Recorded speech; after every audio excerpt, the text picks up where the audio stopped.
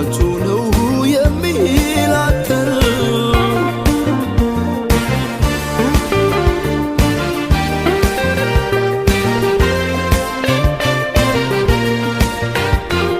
ገልጠሽ ገበናዬን አንብበሽ ስትረሺው ደስ አይለኝም ደስ